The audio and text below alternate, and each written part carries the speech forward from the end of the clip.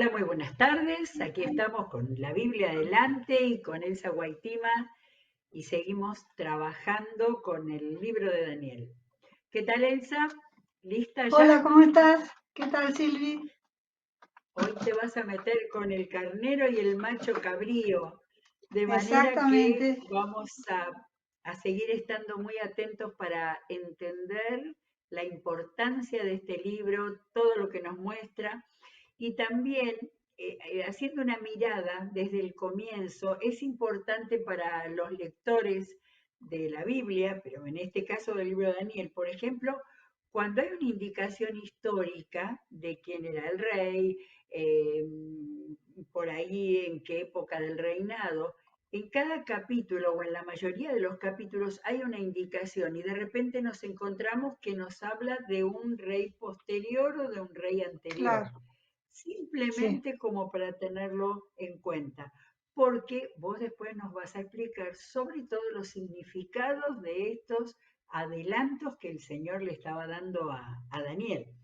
Y una cosa básica, hay dos épocas en las cuales tenemos estas profecías de Daniel y estos episodios de la vida de Daniel, ¿no?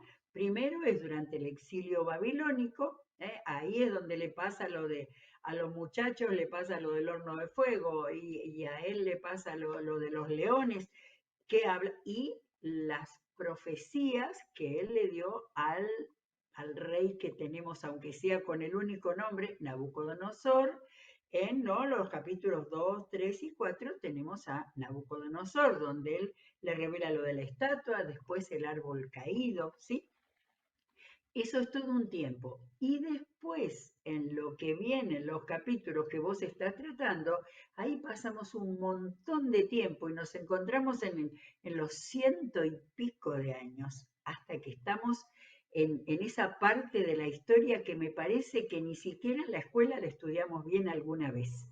Por eso, tan importante entender el panorama general y también que cuando leemos Nabucodonosor en el 2, 3 y 4, estamos en Babilonia. En el 5 aparece Belsasar, que es posible que haya sido nieto de Nabucodonosor o algo así. Después en el capítulo 6, que ya lo leímos, aparece el tiempo que habla de Darío y de Ciro, ya es el imperio persa que ha caído sobre Babilonia, y en el 7, que es el último que leímos, vuelve a aparecer Belsasar, quien recibe esa visión tremenda que es la que nos explicaste el otro día, ¿no? Como para que no aprendemos demasiado, pero sí nos ubicamos un poco de decir, bueno, esta historia pasó antes, ¿sí? No sé si esto sirve, Sí, pero ahí estamos. espera que se me cayó la Biblia y perdí. ¿No? Que no se caiga la Lo que Biblia. yo te Hay un quería tema, decir es lo sí, que yo te adelante, quería decir es adelante. lo siguiente. Eh, la mano que escribe en la pared, que es el último día de Belsasar, ¿no? Como rey de Babilonia, Mm. eh, ocurre, pero nosotros vemos que en las profecías que leímos ayer, por ejemplo,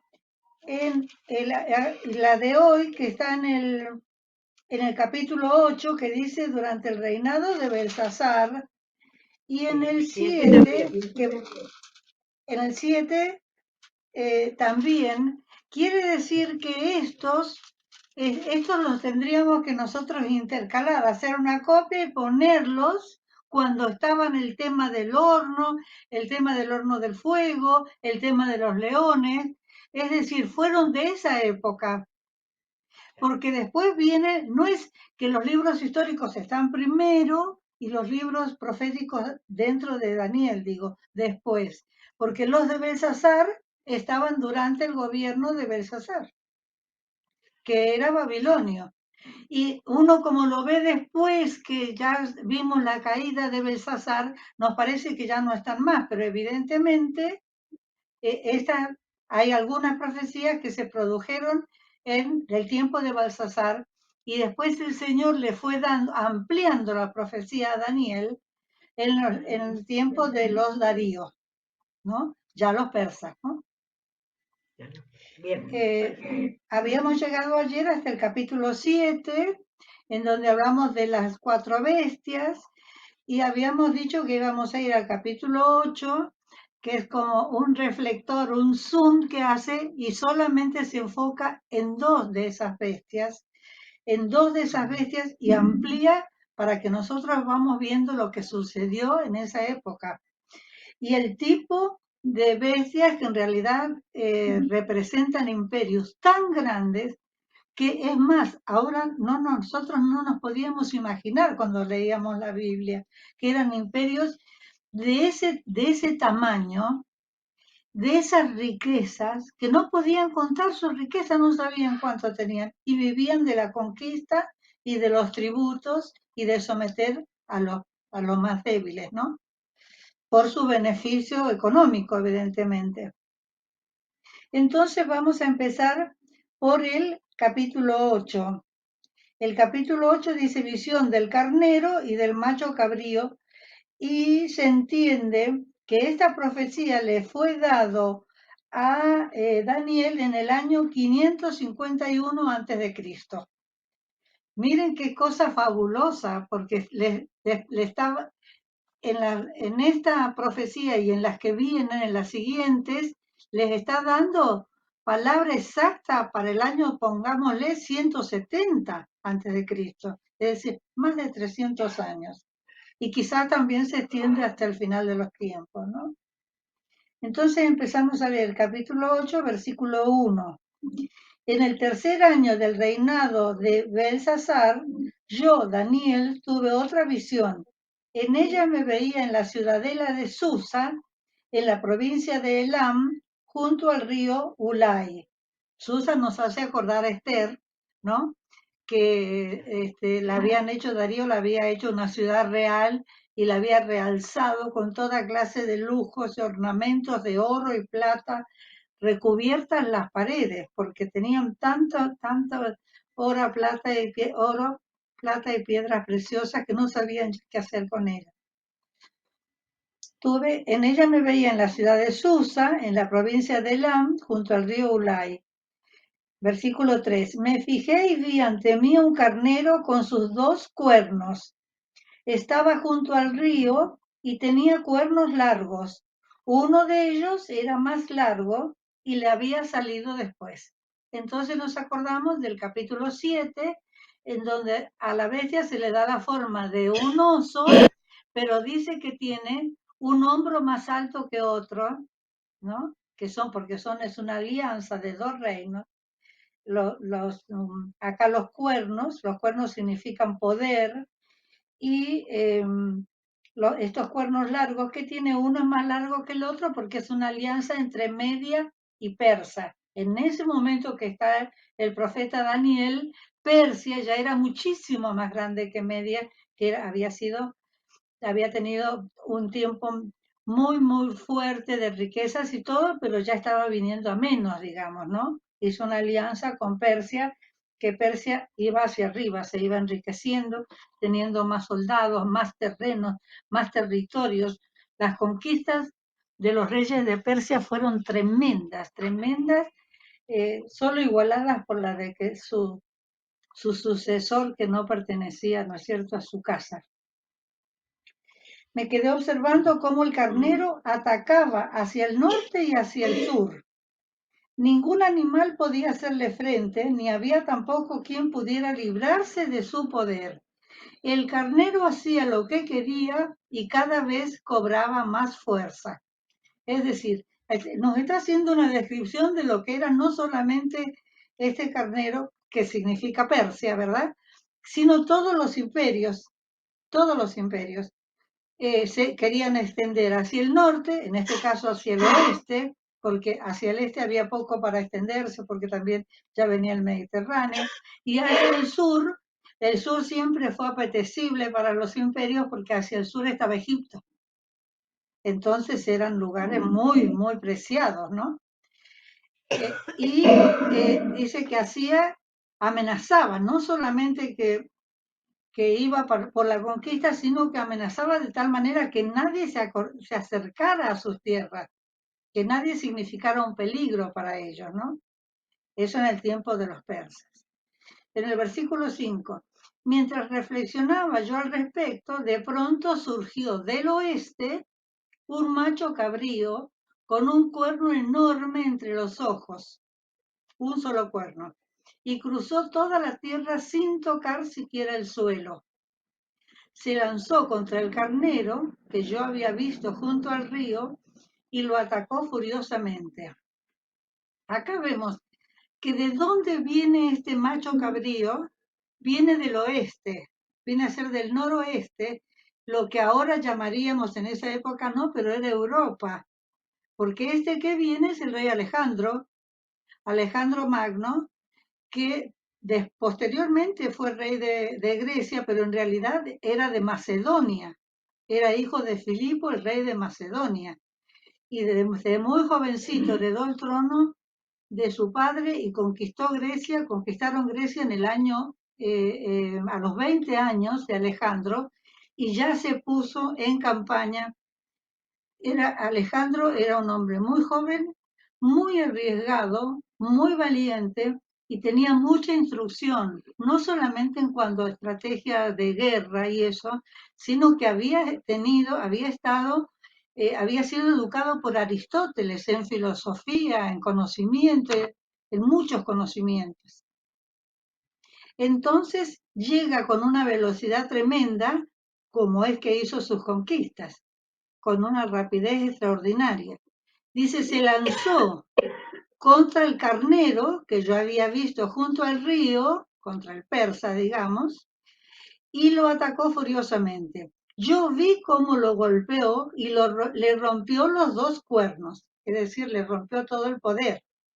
El carnero no pudo hacerle frente, pues el macho cabrío lo derribó y lo pisoteó. Nadie pudo librar al carnero del poder del macho cabrío. Con respecto a esto, a los animales que representan, acá nos puso Darío, Alejandro Magno, Magno es el macho cabrío y el símbolo de la cabra macho y del poder que tenía, es también muy antiguo. Y con respecto al carnero, que representa Media y Persa, al imperio medo-persa, también dice que iba a muchas de las guerras, a muchas de las luchas, cuerpo a cuerpo, porque nos acordamos que en esa época los reyes iban delante de las tropas, llevaba cubierta la cabeza con la parte de afuera de un cráneo de carnero, el rey persa. Por eso esa imagen quedó para siempre como que era una imagen del poderío de los persas. Ahora, acá vemos, en la palabra dice, nadie pudo librar al carnero del poder del macho cabrío. Si uno lee en los libros seculares para ayudarse un poquito a la comprensión, uno ve las luchas descomunales que fueron, porque Alejandro venía con miles de soldados, pero 10.000 tenían los persas. Tuvieron 3 batallas, aparte de un montón de escaramuzas, pero en la última batalla Darío tuvo que huir. Después, con el tiempo, fue muerto con sus propios cuidadores, compañeros, digamos, que evidentemente lo mataron para congraciarse con Alejandro, pero la intención de Alejandro no era matarlo y se enojó mucho con ellos.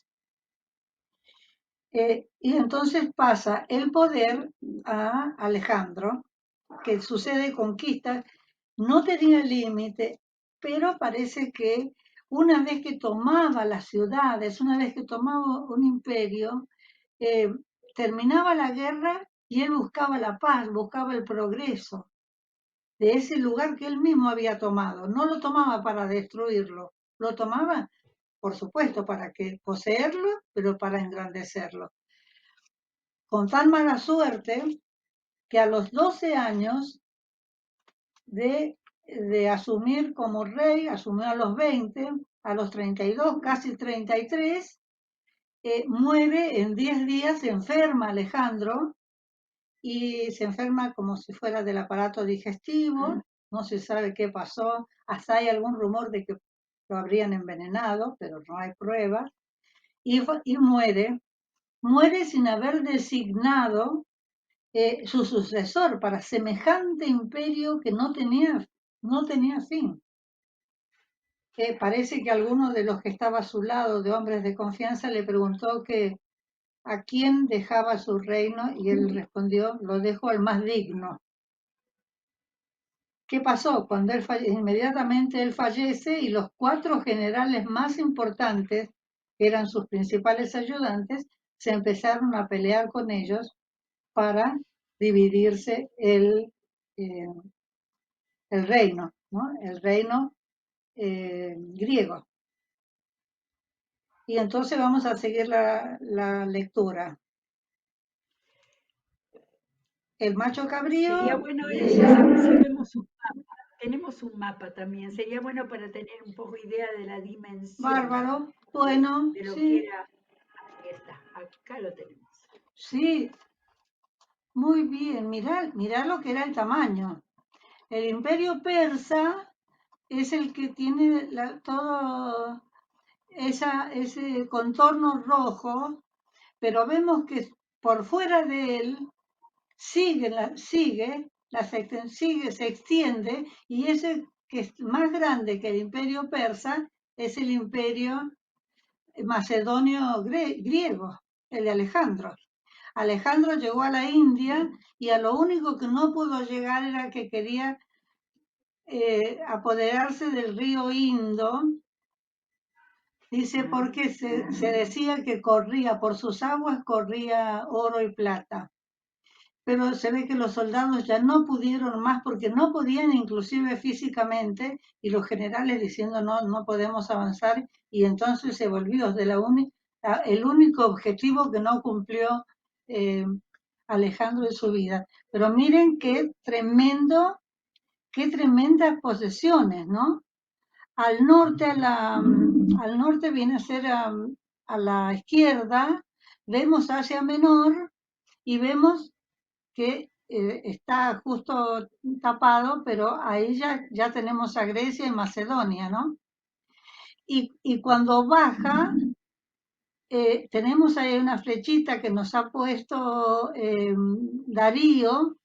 Esa flecha negra indica aproximadamente dónde estaría Judea, ¿no? ¿Dónde estaría Judea? Al norte de Judea, cerquita, estaba Siria.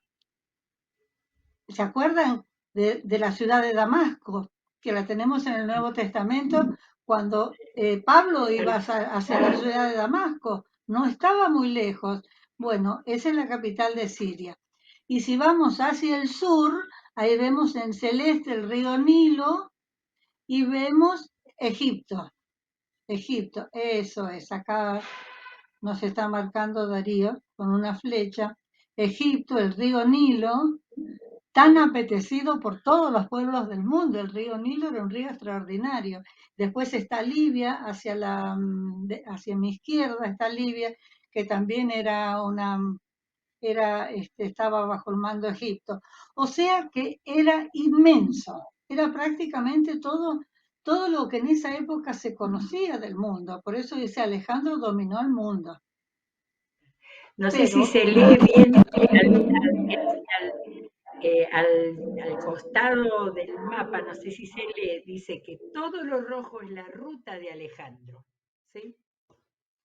De manera que esa es la vuelta que dio en sus conquistas.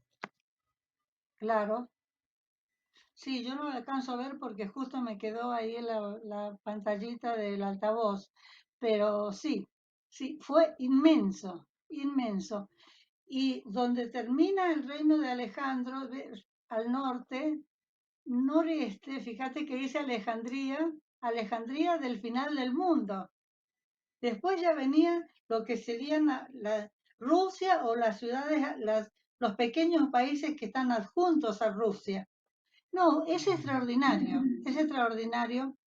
Y dice que demoró muchísimo tiempo, lo dejó a Darío vivo porque primero quiso ir a conocer las principales ciudades, en donde también las ciudades más ricas. Entonces fue a Babilonia, después fue a Susa y después fue a Persépolis, de donde dice ya no pudo trasladar tanta riqueza que había en monedas de oro, plata y piedras preciosas, de la semejante cantidad que habían juntado los persas. Entonces vamos a continuar. Ahora, dejamos en que este semejante imperio se dividió en cuatro cuando murió Alejandro. No los había elegido él, sino que ellos, como eran los principales ayudantes, los principales generales, se dividieron entre ellos con grandes peleas. A nosotros nos interesan, de los cuatro hay dos que nos interesan a nosotros.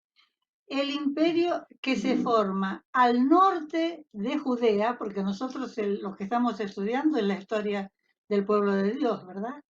Al norte de Judea, en la ciudad de Siria, se asienta uno de los reinos gobernados por una familia seleucida. Esa familia está en Siria, tiene la capital en Siria.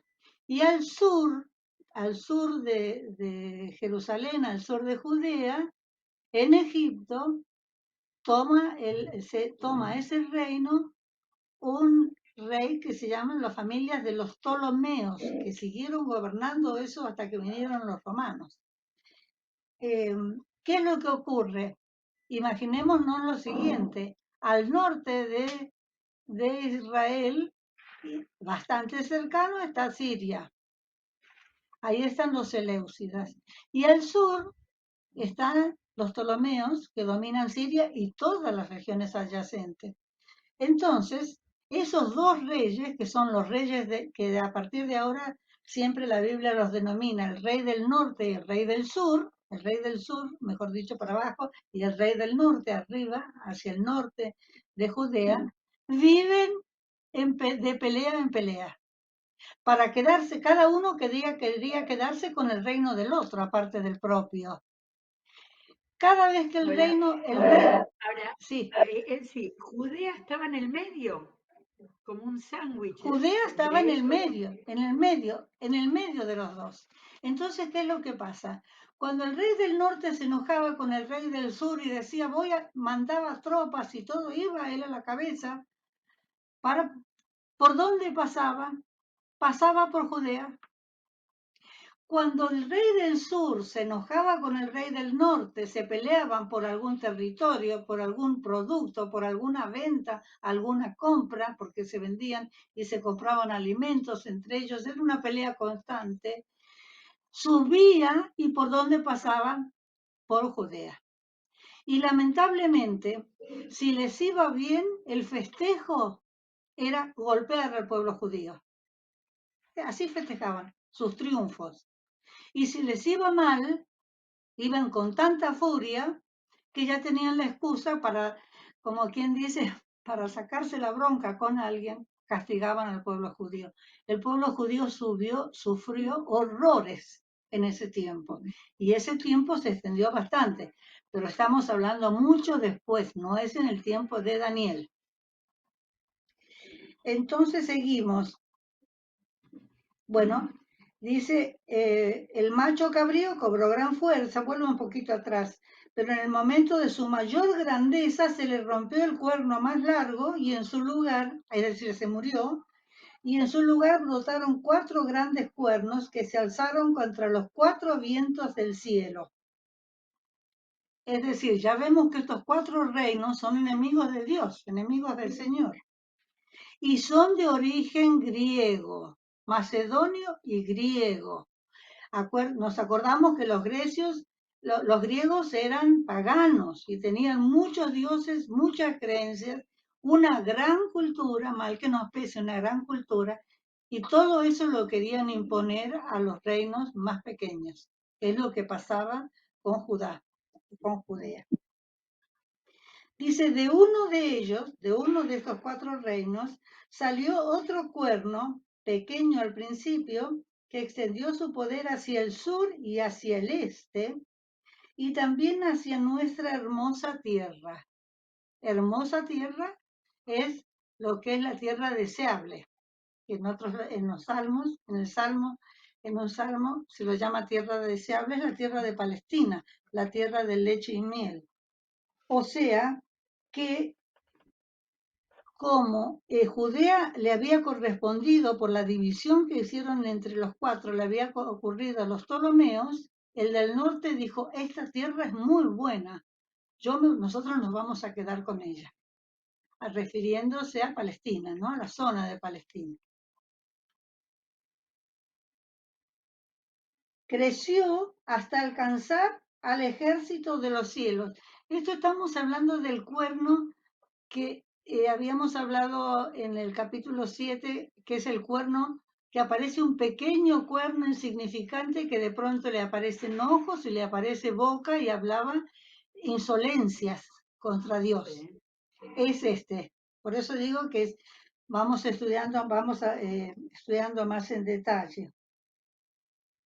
De uno de ellos salió otro cuerno pequeño al principio que extendió su poder hacia el sur y hacia el este, también hacia nuestra hermosa tierra. Creció hasta alcanzar un ejército de los cielos. Derribó algunas estrellas y las pisoteó. Ejército de los cielos es una manera de decir al pueblo de Dios. El pueblo de Dios en la tierra es el ejército de los cielos. Y aún llegó a sentirse más importante que el jefe del ejército de los cielos. Es decir, como decimos ahora con esas palabras que se usan ahora tan modernas, él se autopercibía que él era más que Dios. Es decir, como le había ido tan bien, le iba tan bien no solamente en las guerras, en los levantamientos, sino que tenía un gran poder de convencimiento. Sabía manipular a las personas y era intrépido para mentir, para sobornar. Entonces todo en ese momento, todo en un primer momento, todo le salía bien. Por eso él se decía que era más que Dios él, porque conseguía todo lo que se proponía.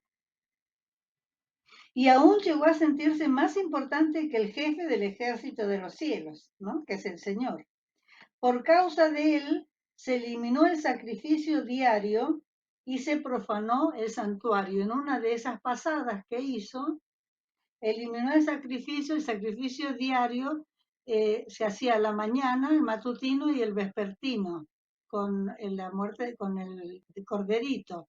Él los eliminó e hizo entrar, parece que hizo entrar al templo, puso un altar encima del altar de Jehová e hizo entrar una estatua de un dios griego, de Júpiter. No, Júpiter es de los romanos. Ahora ya lo voy a buscar.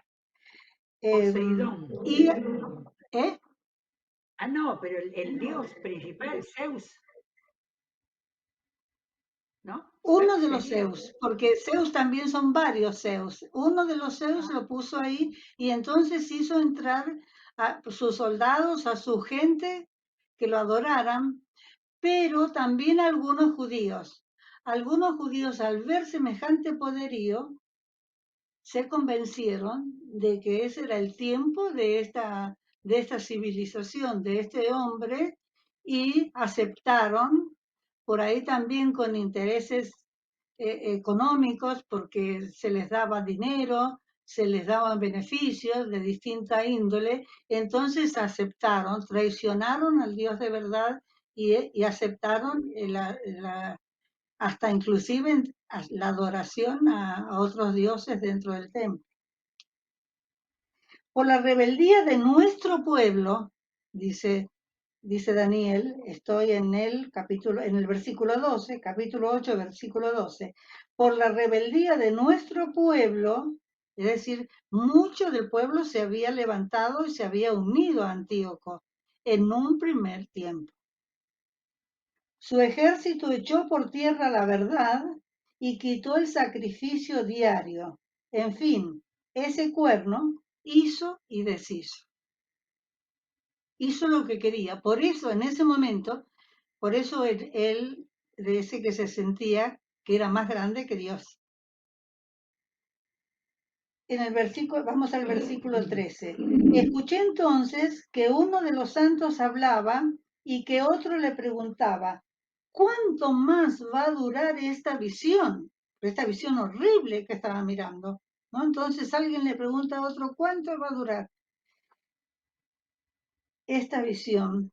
Del sacrificio diario, de la rebeldía desoladora, de la entrega del santuario y de la humillación del ejército. Y aquel santo me dijo, va a tardar 2300 días con sus noches.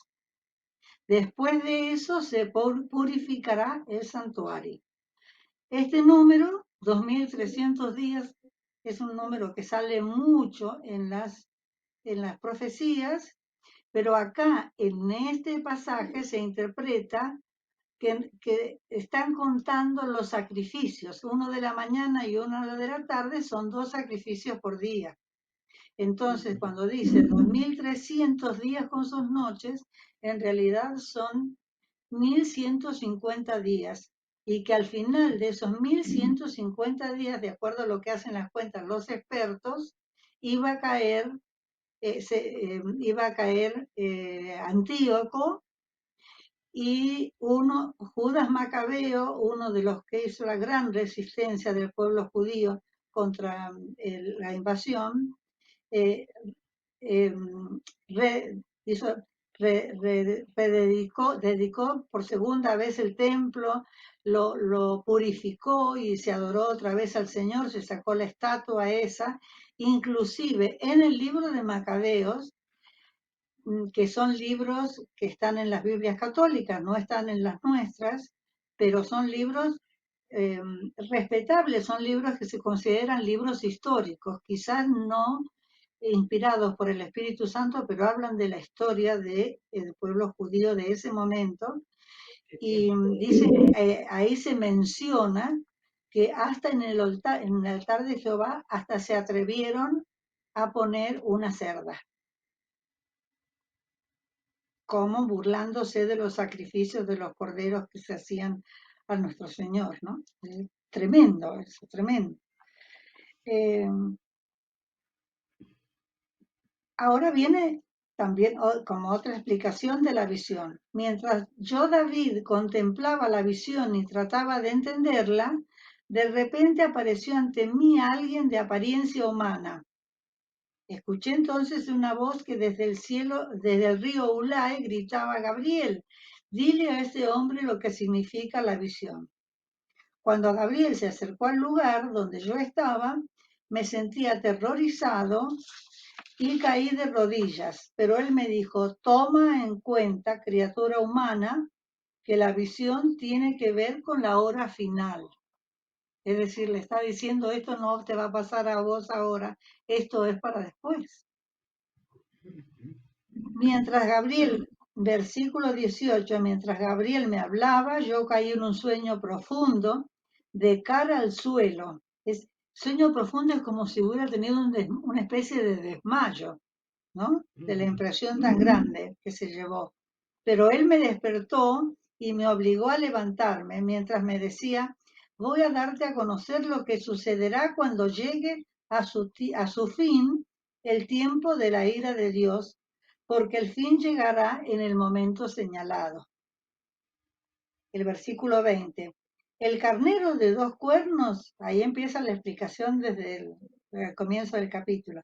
El carnero de 2 cuernos que has visto simboliza a los reyes de Media y de Persia. El macho cabrío es el rey de Grecia.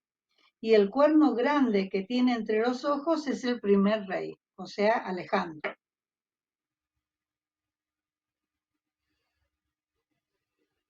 Los 4 cuernos que salieron en lugar del que fue hecho pedazos simbolizan a los 4 reinos que surgirán de esa nación, o sea, del imperio griego, pero que no tendrán el mismo poder. Al dividirse en 4, el reino, el imperio pierde fuerza. Y porque aparte se empiezan a pelear entre ellos. Mejor manera de perder fuerza no existe.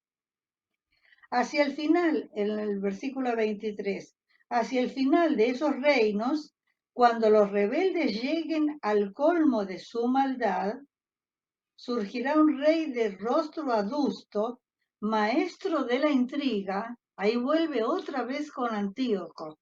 Es decir, hay varios reyes que dominan el reino del norte de la familia Seleucida hasta que aparece Antíoco IV Epífanes, que fue el peor, el más cruel de todos los que existieron descendientes de los griegos. Surgirá un rey de rostro adusto, maestro de la intriga. En el versículo 24 dice que llegará a tener mucho poder, pero no por sí mismo. Ese rey causará impresionantes destrozos y saldrá airoso en todo lo que emprenda. Por eso hemos dicho antes, Silvia, que él se autopercibía como Dios, porque todo lo que emprendía le salía bien. Ese rey, repito, causará impresionantes destrozos y saldrá airoso en todo lo que emprenda. Destruirá a los poderosos y al pueblo santo.